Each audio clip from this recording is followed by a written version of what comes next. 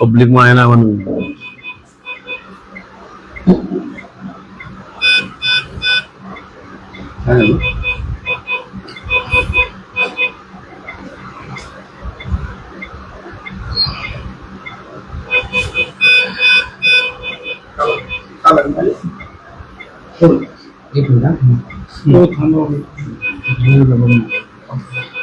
पाणी थोडं पाणी प्यायचं का?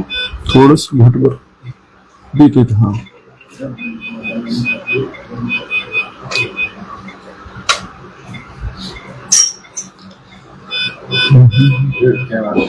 हॅलो दुका ग्रुप लिंक टाकी ग्रुप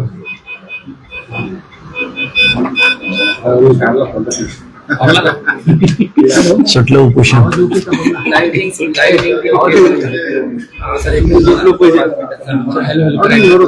हॅलो हॅलो माय चेक. Hello hello. नाही तुम्ही जो आपला जो रेग्युलर नंबर आहे आधी जो प्रश्न पाठवला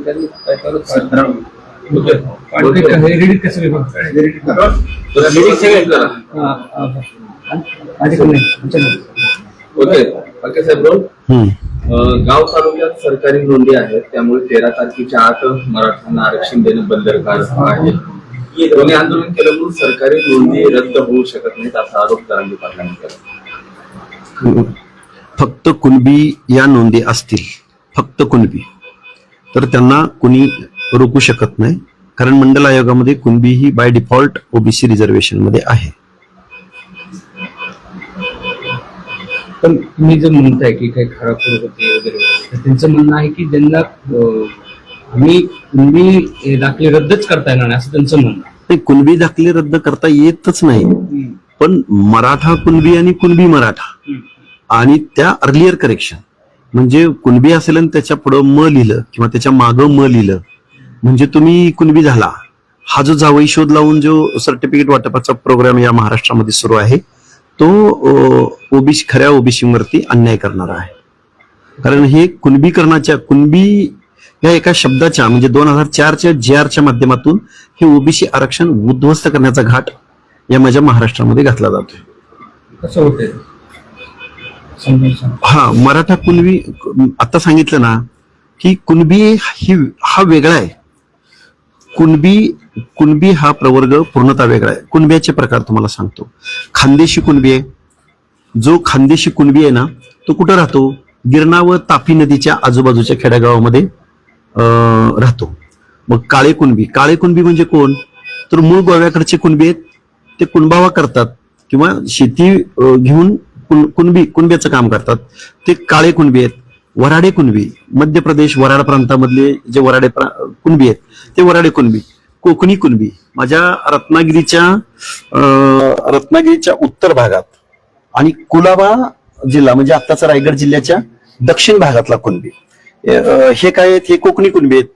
तलेरी कुणबी म्हणजे ते आमच्या सोनकळ्यासारखे आहेत, म्हणजे पब्लिकला समजावं म्हणजे असे कुणबी. खैरे कुणबी आहेत, पुन्हा घाटोळे कुणबी आहेत, परत खेडुले कुणबी आहेत. हे खरे कुणबी आहेत. आणि हे कुणबी हे मराठा समाजाच्या व्यतिरिक्त आहेत, वेगळे आहेत. त्यांचे देवदेवाक वेगळे आहेत, त्यांचा स्वैरपण वेगळा आहे, त्यांचा रीतिरिवाज वेगळा आहे, त्यांचं राहणीमान वेगळं आहे. मानवशास्त्राप्रमाणे त्यांचं स्वभाव, त्यांच्या चेहऱ्याची ठेवण या सगळ्या गोष्टी डिफरंट आहेत. त्यामुळं हे जे महाराष्ट्रामध्ये ज्या काही एक शब्द धरून ज्या गोष्टी चाललेल्या आहेत या गोष्टी मला वाटतं 83 क्रमांकाचा ओबीसी मराठा एक आहे. 2004ला मराठा आणि कुणबी एक कायदा पारित करण्यात आला. त्याला जोडून सरकारनं 83 क्रमांकाला कुणबी मराठा वेगळा म्हणत असत तर प्रमुख जाती घातल्यानंतर 1994 मध्ये तेव्हा 350 जाती झाल्या. मग या जाती कशी झाल्या असं त्यांचं म्हणणं. हे बघा कुणाचा प्रश्न आहे हा? मनोज जरांगे पाटील. हा, त्यांना मुळात ह्या ओबीसी मंडल आयोग तो कधी इम्प्लिमेंट झाला, पहिल्यांदा किती जाती होत्या, त्यानंतर एक्सक्लुजन इन्क्लुजन साठी स्टेट बॅकवर्ड कमिशन आहे ना, कुणी घातल्या, कशा घातल्या, अचानक नोंदी आल्या, हे काही बोलतात. महाराष्ट्रामध्ये कॉन्स्टिट्युशनल ज्याला घटनात्मक अधिकार आहे अशा घटनात्मक अधिकार असलेल्या स्टेट बॅकवर्ड कमिशननी वेळोवेळी त्याचा अभ्यास केला. ते अधिकार आहेत त्या आयोगाला, आणि त्या आयोगाच्या माध्यमातून या जाती जर ऍड होत असतील, की जो आयोग हा आमच्या मंडल आयोग किंवा सेंट्रल गव्हर्नमेंटच्या 1994 पासून ओबीसी संदर्भात जे काही अधिकार मिळाले ओबीसींना, ते आयोग आहे आणि त्या आयोगाचा घटनात्मक दर्जा आहे. आणि कुणी घातल्या, कशा घातल्या, ऍड झाल्या, हे बोलणं म्हणजे पारावरच्या कट्ट्यावर बसून गप्पा मारण्यासारखा प्रकार आहे हा. माळी समाजाला पोटजात आहे माळी समाजामध्ये, मग मराठ्यांची पोटजाती कुणबी का होऊ शकत? मराठा रिझर्वेशन मध्ये असायला पाहिजे ना. कुणबी रिझर्वेशन मध्ये आहे म्हणून मराठा समाज रिझर्वेशन मध्ये घ्या म्हणण्यापेक्षा माळी समाज आहे ना त्यामध्ये, मग माळ्यांच्या पोटजाती येणारच ना. तुम्ही उलट एक्झर्शन कसं करताय? लोहार कुणबींचा ओबीसीत का समावेश केला नाही असं त्यांचं. कुणी सांगितलं लोहार ओबीसी मध्ये नाही येत म्हणून? गिसाडी लोहार, गाडे लोहार, लोहार आहेत ना. ते एनटीत गेले ना. एनटी म्हणजे ओबीसी अंतर्गतच आहे ना साहेब. महाराष्ट्राला पुरोगामी महाराष्ट्र यासाठी म्हटलं गेलं की महाराष्ट्रामध्ये 27%, 29% ओबीसी रिझर्वेशन मध्ये, 19% 12 बलुता वगैरे या सगळ्या गोष्टी आहेत. आणि विजय एनटी अ ब क ड मध्ये हे बायफर्केशन आहे की ज्याच्या त्याच्या एकमेकाच्या हक्क आणि अधिकारावरती अतिक्रमण होऊ नये म्हणून. बघा, मी माझ्या महाराष्ट्राला एक जबाबदारीने सांगू इच्छितोय की विजय एनटी आणि ओबीसीचं आरक्षण हे एकच आहे. कुणीही विजय एनटी वेगळा आहे, धनगराचं आरक्षण वेगळं आहे. आम्ही कुठं त्यांच्यातलं मागतोय, आम्ही कुठं त्यांना हात लावतोय. मग धनगराचे नेते कशासाठी येत आहेत? धनगर समाजाच्या बांधवांना माझी कळकळीची हात जोडून विनंती आहे की आपण टोटल ओबीसी पैकी, मला ह्या गोष्टी क्लिअर करायला पाहिजेत म्हणून मी आपण वगैरे असं बोलतोय, तर धनगर समाज हा 3.5% रिझर्वेशन एनटीसी मधलं घेतो. एनटीसी म्हणजे ते जे ओबीसीच्या 27% रिझर्वेशन पैकी आहे. आणि मग धनगर समाज जर 3.5% रिझर्वेशन घेत असेल, आमच्या समाजामधल्या अनेक लोकांनी, म्हणजे शिवाजीराव बापू शेंडगे असतील, अण्णासाहेब डांगे असतील, मल्हारी माहुलकर असतील, अनंतकुमार पाटील असतील, आणि बाकीचे मग तत्कालीन प्रतापराव ढाकणे असतील, दिबा पाटील असतील, त्यावेळीची जाणती मंडळी होती. त्यांच्या मनामध्ये संवेदनशीलता होती. त्यांना समाजमान, समाज भान होतं. त्यांना प्रत्येक प्रवर्गाला, प्रत्येक घटकाला या आपल्या सामाजिक न्यायाच्या या रिझर्वेशन मध्ये घ्यायचं होतं. सगळ्यांनी मिळून, शरदचंद्रजी पवार मुख्यमंत्री होते त्यावेळी मंत्रालयामध्ये बैठका व्हायच्या आणि त्यामधून ही पॉलिसी एक पुरोगामी महाराष्ट्र म्हणून, महाराष्ट्रातल्या प्रत्येक घटकाला एक न्याय द्यायचा म्हणून ह्या गोष्टी झालेल्या आहेत. त्यामुळे धनगर समाजाच्या बांधवांना माझी कळकळीची विनंती आहे आणि महाराष्ट्राला सुद्धा कळकळीची विनंती आहे. आम्ही धनगर समाजाचे नेते छगनरावजी भुजबळ साहेबांच्या किंवा ओबीसीच्या या मुवमेंटमध्ये झोकून उतरलेले आहोत.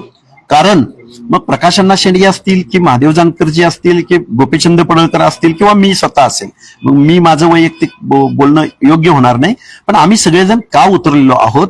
कारण माझ्या या महाराष्ट्रामधल्या 18 पगड जातीच्या 50%हून जास्त लोकसंख्या असणाऱ्या छोट्या छोट्या घटकांना, काही भागामध्ये बंजारा, काही भागामध्ये वंजारी, काही भागामध्ये लिंगायत, काही भागामध्ये कुणबी, अशी पॉकेट्स आहेत जरूर. काही मेजर जाती आहेत, काही मायक्रो जाती आहेत. पण या मायक्रो जाती किंवा मेजर जाती आम्ही सगळेजण 27%मध्ये इन्क्लूड आहोत. मग आमच्या या टोटल रिझर्वेशनचं संरक्षण कुणी करायचं? मग आम्ही शांत बसायचं? तो म्हणतं, जरांगे पाटील म्हणतात की या नेत्यानं एसटीची लढाई लढली असती तर आजपर्यंत एसटी मिळाली असती. अरे ते एसटीची लढाई हा वेगळा भाग आहे. पण आमच्या टाटामधलं जे आता 3.5% रिझर्वेशन आहे, आता आमची मुलं कुठेतरी शिक्षक होत आहेत, कुठेतरी नोकऱ्यामध्ये जायला लागलेले आहेत. त्या लोकांची कॉल येत आहेत रात्रंदिवस. जी मुलं आता अभ्यास करतायत, ज्या मुलांना ऍडमिशन एंट्री पॉइंटला या सर्टिफिकेट हवेत, त्यांनी आता आमचं हे 3.5% रिझर्वेशन सोडून द्यावं का? आणि आम्ही एसटी म्हणजे आम्हाला गाजर दाखवायचं पुढचं, आमच्यामध्ये दरार निर्माण करायची. भुजबळांच्या मागे लागू नका, भुजबळांच्या सांगण्यावरून हा काम करतोय, धनगर समाजाचा माझा विरोध नाही, असलं काहीतरी इलॉजिकल, अतार्किक बोलून आमच्या लोकांचा बुद्धिभेद करायचा प्रयत्न जरांगेंनी करू नये. कारण पहिली आरक्षण पॉलिसी त्यांनी समजून घ्यावी. तुम्हाला आम्ही भाऊ मानलं, मात्र तुम्हीच आमच्या ताटामध्ये विष घालवला असं जरांगे पाटील. भाऊ मानलं म्हणजे? हे बघा, रिझर्वेशन पॉलिसी आपल्या संविधानामध्ये समतेचं तत्व फक्त संविधानामध्ये समतेचं तत्व नाही, या सगळ्या तुम्हा मीडिया समोर जे संविधानाचा चौथा स्तंभ आहे, या देशामधल्या ज्या काही अनागोंदीवरती कंट्रोल कोण निर्माण करत असेल तर तो ज्या पद्धतीनं मीडिया आणि न्याय व्यवस्था आहे. पण मीडियाचा रोल हा आत्ताच्या परिस्थितीला, आत्ताच्या सिच्युएशन मध्ये मीडिया हा एकदम व्यवस्थित रोल निभावतोय. न्याय व्यवस्थेपेक्षा सुद्धा, न्याय व्यवस्थेवर बोलण्याएवढा मी अजिबात मोठा नाही, न्याय व्यवस्थेचा कुठेही मला उपमर्द करायचं नाही, पण न्याय व्यवस्था भारताची ही लेंदी प्रोसेस असल्यामुळं मला या गोष्टी बोलाव्या लागतात. पण मीडिया समोर मला एकच सांगायचंय. काय प्रश्न होता? मुस्लिम समाजाच्या जे सरकारी नोंदी आहेत त्यांनाही ओबीसीतून आरक्षण द्या असं त्यांची मागणी. हे बघा, मुस्लिम समाज, हे बघा, हिंदू धर्म हा सामाजिक उतरंडीमध्ये विभागला गेलेला आहे, पण मुस्लिम समाज हा धर्म म्हणून त्याच्याकडे पाहिलं जातं.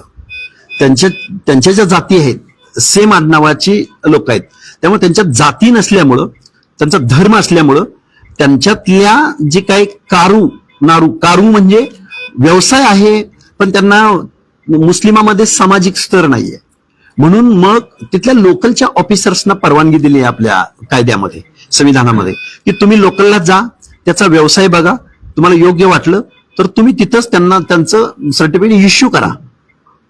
हे शब्बीर अन्सारी हो, शब्बीर अन्सारीने, बघा, शब्बीर अन्सारी नावाचे नेते, हो, त्या नेत्यांनी माझ्या माहितीप्रमाणे गव्हर्नमेंटकडून चळवळीमध्ये अभ्यास करून, माझ्या माहितीप्रमाणे कमी जास्त असू शकतं, जवळजवळ 100 GR मुस्लिमांच्या बाबतीमध्ये त्यांनी करून घेतलेले आहेत. इथल्या कायद्याला, इथल्या त्या गव्हर्नमेंटला कन्व्हिन्स केलेलं आहे. शब्बीर अन्सारींचं काम ओबीसीच्या या हक्क आणि अधिकाराच्या, ओबीसीच्या मुवमेंटमध्ये खूप मोठं आहे आणि त्यांचं वर्क आहे. ते शब्बीर अन्सारी साहेब याच्यावरती अतिशय सफाईदारपणे उत्तर देऊ शकतात. वाशिममध्ये उडवलेल्या गुलालाचा अपमान करू नका, नाहीतर विधानसभा निवडणुकीमध्ये तुमच्यावर गुलाल रुसेल असं थेट इशारा. हा पॉलिटिकल विषय झाला त्यांचा. पॉलिटिकल जी गोष्ट कधी मिळणारच नाही. मी लायकी वगैरे मी कायम का म्हणतो तुमची लायकी नाही, जी गोष्ट आडातच नाही ती पोहऱ्यात येणार कुठून? आणि मगाशी मी तुम्हाला बोलत होतो, तो मुद्दा सुटला माझा, की न्याय व्यवस्थेमध्ये सुद्धा समतेचं तत्व आहे, घटनेमध्ये समतेचं तत्व आहे. मला म्हणायचंय काय, की बघा, एखादी रिझर्वेशन पॉलिसी ठरवत असताना अगदी पब्लिक अपिलिंग भाषेमध्ये मी तुम्हाला सांगेन की समाजातील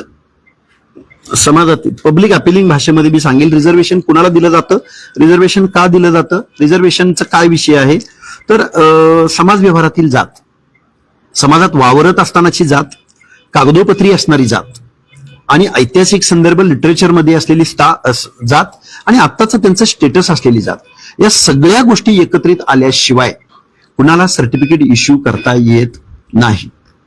मग याच प्लॅटफॉर्मवरती मराठा समाजानं अनेक वेळा या महाराष्ट्रामध्ये अनेक आयोगासमोर, मग बाळ सराफ आयोग असेल, खत्री आयोग असेल, किंवा हे जे आयोग आहेत, या आयोगासमोर वारंवार मागण्या केल्या गेल्या आणि वारंवार या स्टेट बॅकवर्ड कमिशन, जो घटनात्मक अधिकार असलेला आयोग आहे, या आयोगाच्या त्या पॅरामीटर्समध्ये, संविधानाच्या तरतुदीमध्ये मराठा समाज हा सामाजिक मागासले पण सिद्ध करू शकलेला नाही. बरं, राणे कमिटीच्या माध्यमातून ते त्यांनी करायचा प्रयत्न केला, तो सुप्रीम कोर्टानं रद्द केला आणि ते 650 पानाचं जजमेंट आहे, केस लॉ आहे, ह्याच्यावरती कोणीही बोलायला तयार नाही. याच्यावरती कुठलाही मंत्री, मुख्यमंत्री बोलायला तयार नाही. एखाद्याने मोर्चा काढला, एखाद्याने आंदोलन केलं, एखाद्याने झुंडेशाहीच्या जोरावर इथली व्यवस्था बेटीस धरावी आणि रिझर्वेशन मागावं, आणि रिझर्वेशन नाही दिलं तर मग तुम्हाला बघतोच, 288 निवडणुका लढतोच, छगन भुजबळला संपवतोच, धनगर बांधवाबरोबर माझा विरोध नाही. काय चाललंय हे? असं असू शकतं? कोणतरी माणूस उठतो आणि इथली व्यवस्था बेटीस धरतो? हे कायद्याचं राज्य आहे, हे महामानव डॉक्टर बाबासाहेब आंबेडकरांच्या संविधानाचं राज्य आहे, ज्याच्यात समतेचं तत्व आहे, ज्याच्यात बंधुतेचं तत्व आहे, ज्याच्यात फ्री अँड फेअर पॉलिसी आहे, ज्याच्यामध्ये स्वातंत्र्य आहे. आणि कोणतरी माणूस आणि तुम्ही त्याला एंटरटेनमेंट करता. मला खेद व्यक्त करावासा वाटतो या शासनाचा, शासनामधल्या मंत्रिमंडळाचा, मुख्यमंत्र्यांचा. तुमच्या लॉयर, तुमच्या कायदेशीर सल्लागार, काय सॉलिसिटर जनरल वगैरे काय असतात, त्यांच्याकडून किमान सल्ला तरी घ्यायचा. फॅक्ट अँड फॅक्च्युअल पासून जेवढं दूर पडाल तेवढे तुम्ही अडचणीत सापडाल. तुम्ही समजावून सांगा. मराठा समाजातल्या तरुण बांधवांना माझी विनंती आहे की रिझर्वेशन आपली उन्नती करण्यासाठी, आपलं चांगलं जीवन जगण्यासाठी रिझर्वेशन हा एकमेव उपाय नाही. अनेक उपाय आहेत ना, गव्हर्नमेंट आपण निवडले ना त्यासाठी. तुम्ही वेळोवेळी तुमच्या पॉलिसी जाहीर करू शकता ना. वसंतदादा पाटील ज्यावेळी मुख्यमंत्री होते त्यावेळी मराठा समाजातल्या तरुणांच्या या बेरोजगार तसाही प्रश्न होता. ही माणसं किती आबाळा एवढी होती. वसंतदादा पाटलांच्या कालावधीमध्ये शिक्षण संस्था आणि कोऑपरेटिव्ह सेक्टरमध्ये खूप प्रचंड प्रमाणात या महाराष्ट्रामध्ये बढावा तिथून पुढे सुरू झाला. तर त्यावेळीचा त्यांचा उद्देश असा होता की हा जो तरुण आहे, हा जो बेरोजगार आहे, याला आपल्याला ऑर्गनाइज्ड करायचं आहे, त्यांना कोऑपरेटिव्ह सेक्टरमध्ये आणायचं आहे आणि त्यांची उन्नती साधायची. सहकार हा रिझर्वेशन व्यतिरिक्त, रिझर्वेशनला पॅरलल कोणीतरी म्हणाल होतं, आता मी त्याचं नाव घेऊन मी माझा प्रश्न डायव्हर्ट करू इच्छित नाही, की या दलितांना वगैरे भटक्यांना रिझर्वेशन दिलं, माझ्या तरुणांना मी काय द्यायचं. मग तो सहकार पुढालाय आणि या सहकारानं या माझ्या महाराष्ट्राचा पुरता बट्ट्याबोळ करून टाकलाय. सहकार फक्त एका विशिष्ट जातीच्या हातामध्ये, त्याची मालकी फक्त एका विशिष्ट जातीच्या हातामध्ये. आणि माझ्या महाराष्ट्राचं जी इकॉनॉमी आहे, माझ्या महाराष्ट्राची जी अर्थव्यवस्था आहे, त्या महाराष्ट्रामधलं सर्वात मोठं बजेट या लोकांसाठी खेरापत वाटल्याप्रमाणे वाटलं जातं. आणि आमच्या सामाजिक न्यायाच्या योजनासाठी माझ्या या फुले शाहू आंबेडकरांच्या महाराष्ट्रामध्ये 1% बजेट सुद्धा हा फुले शाहू आंबेडकरांचा महाराष्ट्रात देत नाही. ही खंत आणि खेद मला इथं व्यक्त करावं असं वाटतं. त्याचमुळे ही राजकारणी किंवा ही जी सहकार क्षेत्र चालवणारी मंडळी जरांगींना एंटरटेनमेंट करते का? हाच उद्देश असेल की त्यांच्याकडे तुम्ही डायव्हर्ट होऊ नये म्हणून? प्रश्नच नाही. काय झालंय, एक 2-4 कारखाने काय होतंय, निवडणुका जिंकायच्या आणि पुढे निवडणुका येऊ घातल्या की सत्तेतला पक्ष काय करतो, कारखानदारांना जवळ घेतो आणि म्हणतो तुझं काय झालंय, तुझी काय अडचण आहे, तुझा काय कारखाना बंद पडलाय. तो डायरेक्ट तुम्ही 100 कोटीमध्ये तुम्ही त्यांना तरतुदी करता. आणि आमच्या या ओबीसी भटक्या विमुक्त जाती जमातीच्या आश्रमशाळांना तुम्ही वेळेवर अनुदान देत नाही. महायुतीला पैसे देताना हाताकरता घेता. वसंतराव नाईक महामंडळ असेल, महात्मा फुले आर्थिक विकास महामंडळ असेल, पुण्यश्लोक अहिल्यादेवी होळकर शिळीमेंढी महामंडळ असेल, तुम्ही 5-10 कोटीचा निधी देत नाही. माझ्या धनगर बांधवांना, माझ्या म्हणजे का म्हणतोय मी हे, तुम्ही बहुसंख्येनं असून तुमचा उपयोग काय, हे हे हे माझ्या महाराष्ट्राला कळलं पाहिजे. माझ्या महाराष्ट्राची सामाजिक स्थितीगती कळली पाहिजे माझ्या या बांधवांना. जरांगे पाटील जर सगळे सोयरे शब्दाच्या अंमलबजावणी झाली नाही तर मंडल आयोग चॅलेंज करणार असं ते म्हणतात. अरे मंडल आयोग महाराष्ट्रासाठी आहे का दादा? अरे मंडल आयोग देशासाठी आहे. 92, 93, 94च्या कालावधीमध्ये या देशात दंगली झालेत. महाराष्ट्रातले कोण नेते काय म्हणाले होते हे मला बोलायला भाग पाडू नका, कारण मी संविधान मानणारा, कायदा सुव्यवस्थेबाबत विचार करणारा संवेदनशील कार्यकर्ता आहे. त्यावेळी काय करावं लागलं, कुठल्या दिव्यातनं पुढे जावं लागलं हे माझ्या ओबीसीच्या स्वर्गवासी सगळ्या नेत्यांना माहिती आहे. आज अण्णासाहेब डांगे हयात आहेत, त्यांना सुद्धा ह्या गोष्टी विचारू शकता. काय करावं लागला हा मंडल आयोग इम्प्लिमेंट करण्यासाठी. प्रतापराव ढाकणे या आमदारानं महाराष्ट्राच्या विधानसभेमधला राजदंड पळवला होता. तुम्ही मंडल आयोग काय इम्प्लिमेंट या महाराष्ट्रामध्ये करत नाही. ओबीसीचं आरक्षण, जाती घातल्या गेल्या, ओबीसी असेच आले, त्यांचा कुठला सर्वेच झाला नाही, त्यांना खिरापत वाटली, त्यांना काय गरज होती. असली मोगा वक्तव्य इथून पुढे कुठल्याही नेत्यानं करायची नाही. हा माझा इथं त्या बांधवांना विनंती आहे. एक महिन्यात मराठा आरक्षण दिलं समजा ओबीसी मधून तर 288 उमेदवार उभं करणार. जनतेच्या दरबारात जावा ना. अहो तुम्ही आता पण सत्तेत आहात, तुम्ही वेगवेगळे एक्झर्शन करता आहात, पण न्याय व्यवस्था आहे ना इथं. तुमचे मुख्यमंत्री नाहीत का आता? मी डायरेक्ट असं बोलतोय कारण लोकांना कळावं, कारण आम्हाला सापत्न वागणूक देतात इथले लोक.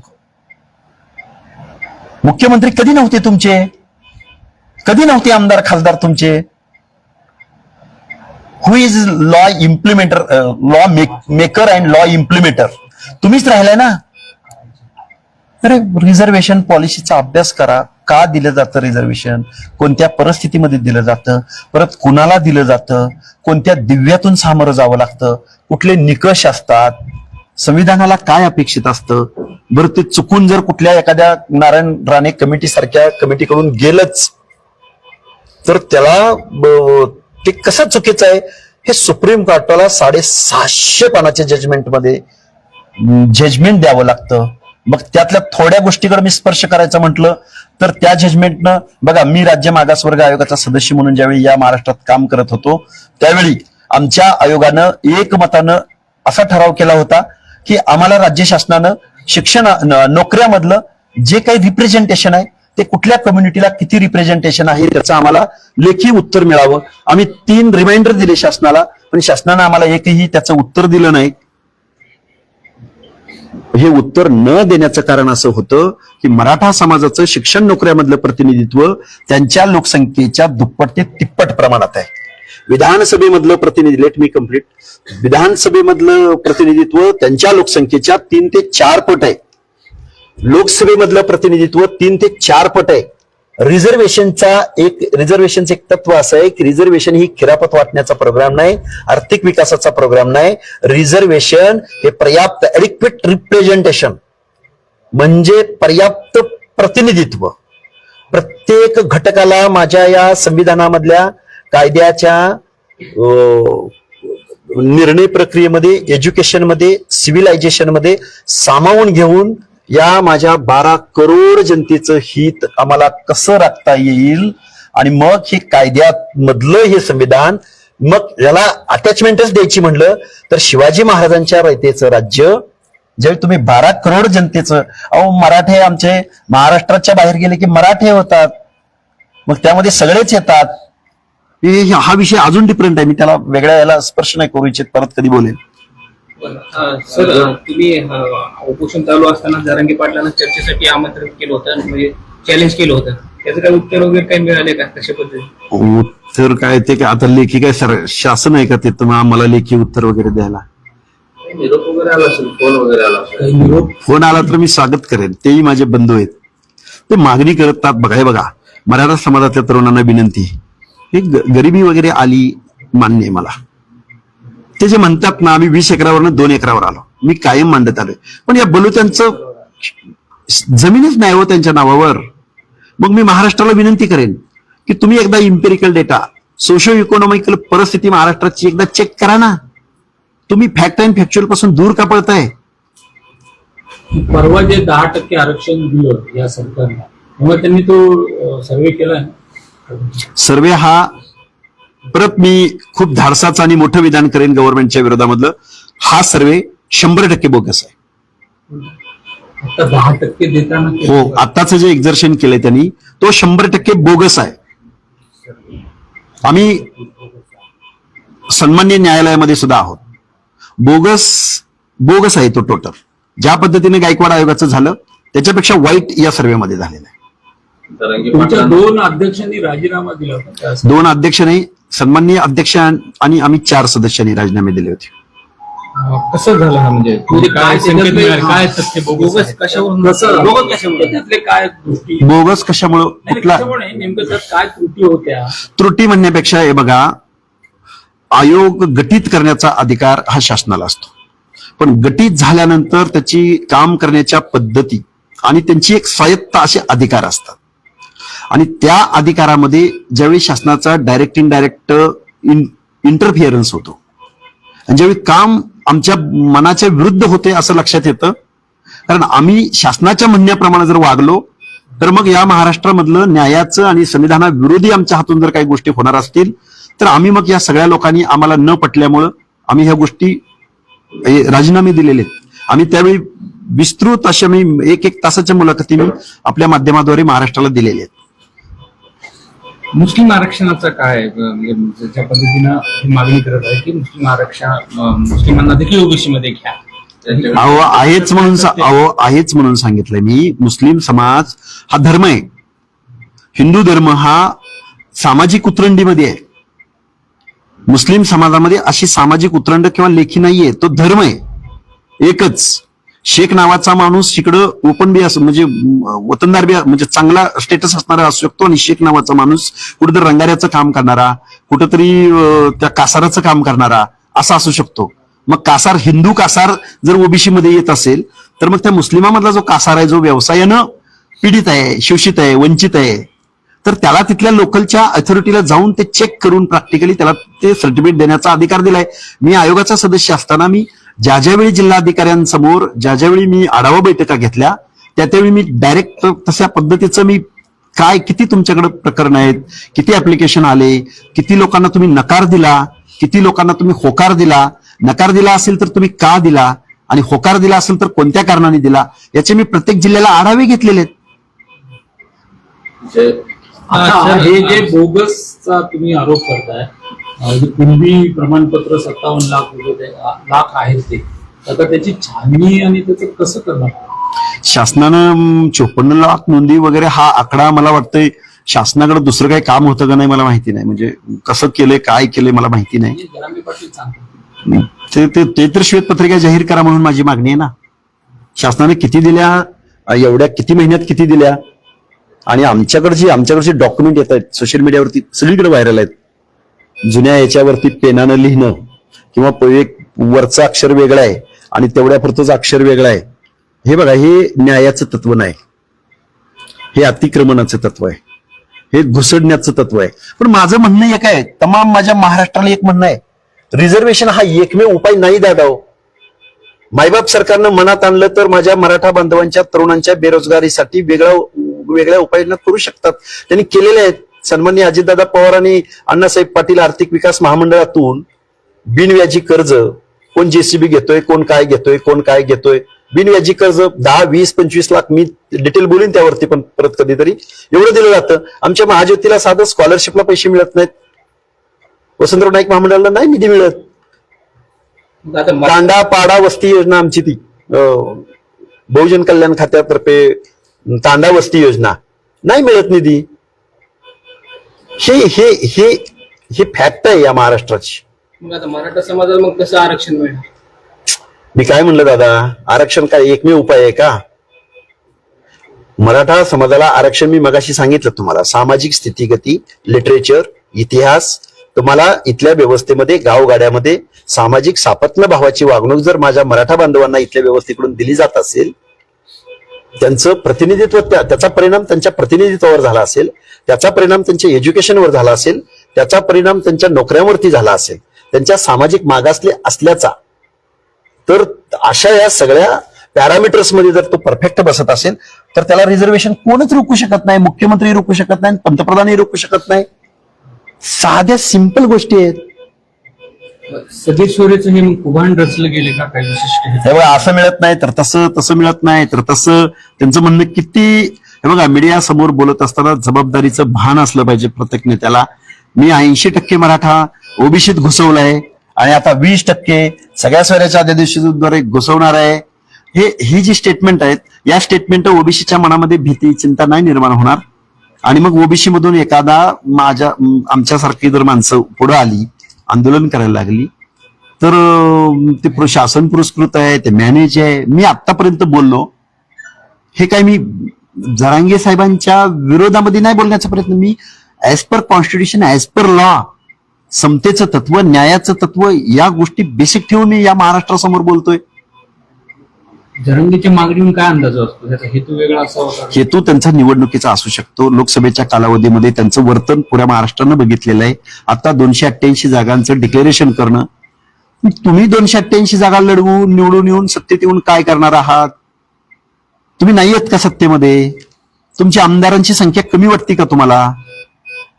सरासरी 180, 288 पैकी 160 ते 180 मराठा आमदार राहतात. फक्त मराठा आमदार त्या सुप्रीम कोर्ट, मी नाही माझं पद, मी तर सांगेनच, पण सुप्रीम कोर्टाची त्यावरती मोहर आहे. त्यांनी त्या जजमेंटमध्ये त्याचा उल्लेख केलेला आहे. याचा अभ्यास करावा. चळवळीची लढाई ही डेप्थवरती, ज्ञानावरती, नॉलेजवरती लढली जाते. लढाई कोण लढतोय आणि त्या चळवळीचं आउटपुट काय असतं याच्यावर यश अपयश अवलंबून असतं. जरंगींच्या आंदोलनावरती काही खास करून मराठा समाजातले सुद्धा विचारवंत गप्पा आहेत. गप्पा आहेत, निश्चित गप्पा आहेत, पण त्यांनी गप्पा आळीमिळी गुपचिडी म्हणू नये. पवार साहेबांशी माझी एक 2-3 महिन्यापूर्वी लोकसभेच्या अगोदर फक्त एक 10 मिनिटासाठी भेट झालेली होती. त्या भेटीमध्ये पवार साहेब मला 2-4 वाक्य बोललेले होते. पण मला जे बोलले ते त्यांनी जर या महाराष्ट्रात बोलले असते तर मला असं वाटतंय की ओबीसीच्या मनामधलाही संभ्रम गेला असता आणि मराठा समाजातल्या तरुणांमध्ये पण एक चांगला मेसेज गेला असता. आपला नेता जर असं बोलत असेल, काय इन्फ्लुएन्स आहे महाराष्ट्रावर त्यांचा? या महाराष्ट्राचे नेते आहेत. मंडल आयोगाची अंमलबजावणी महाराष्ट्रात पवार साहेबांनीच केली. हे बघा, सर्वोच्च न्यायालयाने सन्माननीय न्यायालयामध्ये खूप मोठी लढाई लढली गेली. नंतर 9 बेंच. 9 बेंचच्या खंडपीठातर्फे निर्णय आला. तो हे बघा सांगतो ना, पवार साहेब तत्कालीन मुख्यमंत्री होते. महाराष्ट्रामध्ये त्याचं प्रथम अंमलबजावणी झाली. देशात झाली ना सगळीकडे, फक्त महाराष्ट्रातच मंडल आयोग अंमलबजावणी झाली होती, मग देशामध्ये असं नाही ना. ते जरांगे आता बोलताना असं म्हणाले की त्यावेळेस त्यांनी जी चूक केली ती आता नाही, त्यांनी चूक करू नये, कशी चूक केली त्यांनी? असं ते म्हणाले. आता ते काही म्हणतात, चूक केली, हे केलं, म्हणजे जरांगेना असं मराठा समाजाला ओबीसी मध्ये मंडल आयोगात घ्यायला पाहिजे होतं असं त्यांचं. ते निकष झाले पाहिजे. सर्वे झाला त्यावेळी. मंडल आयोग बिंदेश्वरी प्रसाद मंडल, BP मंडल यांनी देशभर दौरा केला. तत्कालीन परिस्थितीमधल्या त्या राज्यातल्या तज्ञ विचारवंत. बरं, याच्याही पलीकडे जाऊन सांगू का साहेब, सगळ्या महाराष्ट्राला माझी विनंती आहे, न्यायमूर्ती PB सावंत यांचं या आरक्षणासंदर्भातलं एक तेच जजमेंट देण्यामध्ये होते महाराष्ट्रामध्ये. त्यांचं सुद्धा खूप याच्यावरती चिंतन आहे, मनन आहे. त्यांनी सुद्धा रिझर्वेशन पॉलिसी विषयी खूप लिहिलेलं आहे.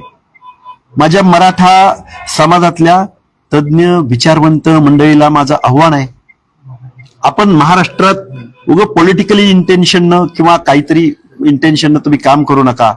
आरक्षणामुळे खूप काही मोठं, आरक्षणामुळे आमचा आदिवासी बांधव आजही लाजरा बुजरा, आजही वाड्या, असं नाहीये. फक्त एक पर्याप्त म्हणजे प्रतिनिधित्वाचं हे रिझर्वेशन आहे. थोडं लोक पुढे यायला लागलेत. कुठं पंचायती मेंबर, कुठं झडपी मेंबर, कुठेतरी एखादा सुतार. अख्ख्या महाराष्ट्रामध्ये फिरल्यानंतर एखादा सुतार मला कुठेतरी सरपंच दिसतो. एखादा कुंभार मी अजून ऐकलं नाही की कुंभाराचा सरपंच झालाय. काल तुम्ही एक मागणी केली होती की जे ओबीसी समाजाचं जे राजकीय आरक्षण आहे त्याच्यावर अजून कुठलेही काय झालंय बघा, हा पण मुद्दा खूप मोठा आहे.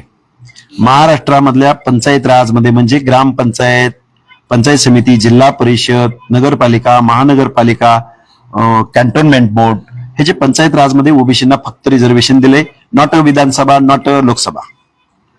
तर या पंचायत राजमध्ये कुठेतरी लोक प्रतिनिधित्व करायला लागलेत. आणि या जागांची संख्या किती आहे, क्वांटम किती आहे? 56,000 जागा. गेल्या 3-4 वर्षापासून या महाराष्ट्रामधल्या ह्या लोकल बॉडीच्या निवडणुका होत नाही. आणि ओबीसीचं रिझर्वेशनच्या केसेस चालू आहेत.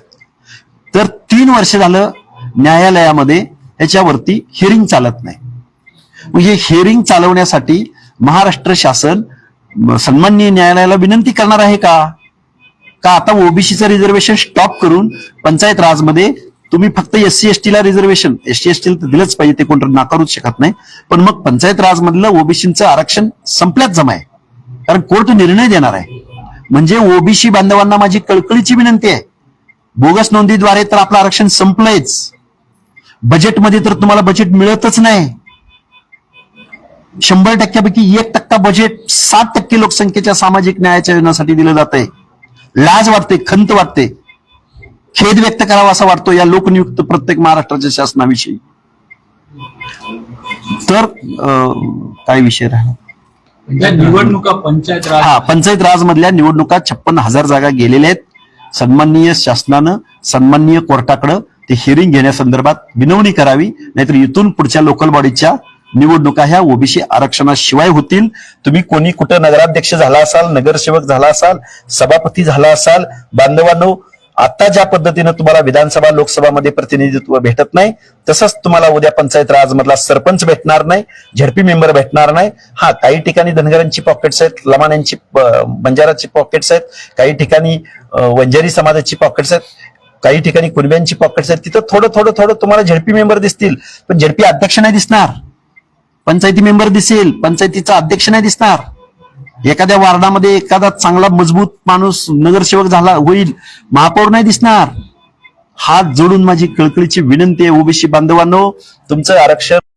गॅजेट जो विषय करतात तो काय आहे, त्याच्यामध्ये नोंदी आहे.